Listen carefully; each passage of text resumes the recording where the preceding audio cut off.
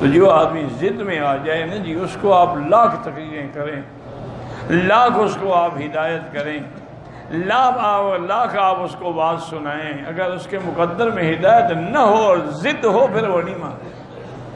دیکھ لیں آج کل جو لوگ اہل بدعت ہیں یا روافض ہیں، خوارج ہیں، کرامیہ ہیں، قدریہ ہیں، آغا خانی ہیں، قادیانی ہیں، ضد میں ہیں، لاکھ ان کو دلائل دیں، وہ ماننے کے لیے تیار ہیں۔ یعنی عجیب سی بات ہے کہ باوجود اس کے، ایک دفعہ ایک عالم دین سے ان کا جو عیسائیوں کا جو بہت بڑا پادری تھا نا، فنڈر پتہ نہیں کیا نام تھا، اس کا مناظرہ ہوا، اور وہ مناظرہ جو تھا نا جی، وہ ورلڈ لیول، عالمی لیول پہ تھا، اور آن لائن تھا کہ ساری دنیا اس کو دیکھ رہی تھی۔ جب مناظرے میں سامنے آئے تو حضرت، میرا خیال یہ ہے کہ حضرت علامہ رحمۃ اللہ کیرانوی تھے مناظر، اللہ ان کی قبر پہ کروڑوں رحمتیں فرمائے، جنہوں نے کتاب اظہار الحق لکھی ہے اور جس کے پڑھنے سے لاکھوں عیسائی مسلمان ہوئے۔ جب سامنے ہوئے نا، انہوں نے کہا پادری صاحب مناظرہ تو بعد میں کریں گے، یہ تمہارے ہاتھ میں کون سی کتاب ہے؟ اس نے کہا جی انجیل ہے، بائبل ہے۔ انہوں نے کہا اس کا میں ایک صفحہ بتاتا ہوں آپ کو، اس صفحے سے ایک صفحہ آپ ساری دنیا دیکھ رہی ہے، تمہاری کتاب ہے، تمہارے پیغمبر کی کتاب ہے، وہ پڑھ دو، اور تم مجھے قرآن پاک کے جس سورت جس صفحے سے کہو گے میں بھی پڑھوں گا۔ اگر تم اپنی کتاب سے وہ ایک صفحہ پڑھ کے سنا دو نا، میں مناظرہ ہار گیا، تم جیت گئے۔ اب وہ کہا جی اور بات کریں، اور بات کریں، اس کے پڑھنے کا کیا ہے، میں پڑھ سکتا ہوں، انہوں نے کہا بھائی پڑھتے کیوں نہیں ہو؟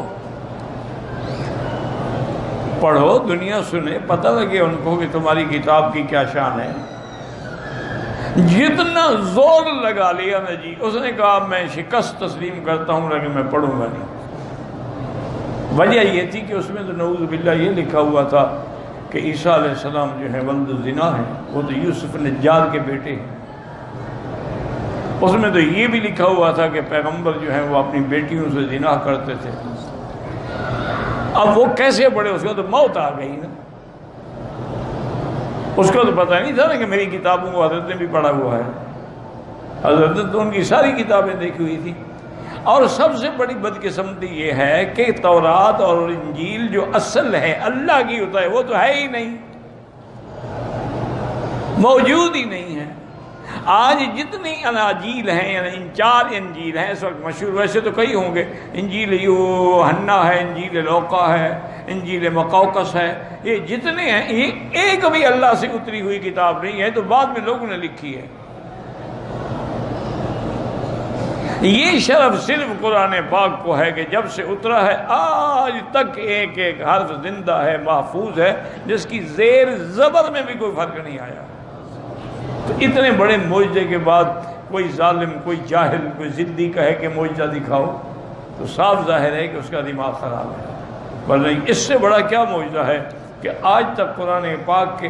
اچھا پھر یہ ہے، دیکھو نا کہ آج دنیا کتنی ترقی کر گئی، چاند پہ پہنچ گئی، زمینوں میں ڈرلنگ کر ڈالی، پیٹرول نکال لیے سمندروں سے، لیکن قرآن نے جو خبر دی ہے کسی ایک خبر کی تردید کر سکے ہیں کہ جی یہ خبر غلط ہے؟ جب ان کے پاس اتنے وسائل ہیں، اتنے معلومات ہیں، اتنے ذرائع ہیں، علم حاصل کرنے کے لیے ان کے پاس جدید ٹیکنالوجی ہے، ایک خبر یا ایک آیت کا کوئی آدمی انکار کر سکا ہو؟